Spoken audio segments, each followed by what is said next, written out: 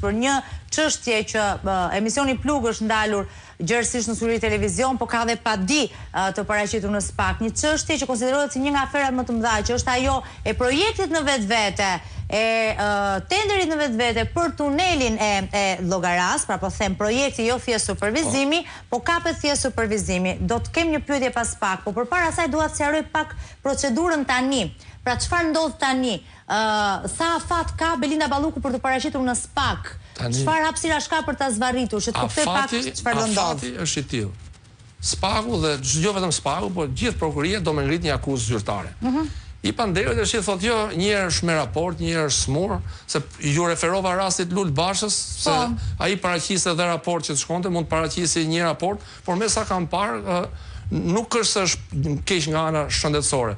Negociohet me organin procedues se njerëz jemi. Jo, dje ka qenë jashtë, sot ka qenë në një inaugurim brenda vendit, për shembull. Ideja është e tillë. Je zën do vish i ditë sepse procedura penale do vazhdoj.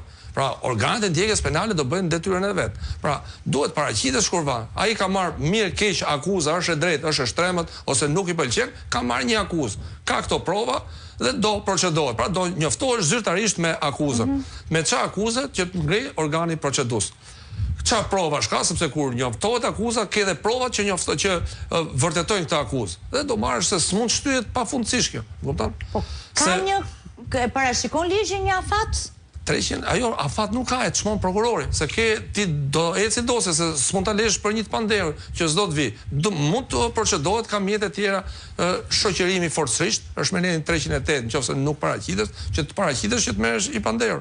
Edhe mbasa në ndashëm mund të alçosh, domethënë njifesh me këtë akt, sepse është akt që kërkon praninë të panderit. Pra duhet ta marrësh djenin, dhe nëse s'vjen, më pastaj ti mund të mos vish, përfaqësohesh nga mbrojtësi. Kjo është, por duhet marrësh cilësinë. Dhe ky është një akt zyrtar, prokuria shqiptare konform nenit 24 ka ushtruar kodit procedurës penale, ka ushtruar ndjekje penale dhe konform nenit 34 të kanë bardh panderur midis tjerëve dhe shtetasen Belinda Balluku. Shkelja barazis në tendera, ne kemi parasysh që nëse do jetë thjesht ajo, sepse mund të ketë dhe akuzat të tjera, ne dim nga informacionet që ne kemi se ka edhe persona të tjerë të cilët gjithashtu është ngritur një akuzë ndaj tyre dhe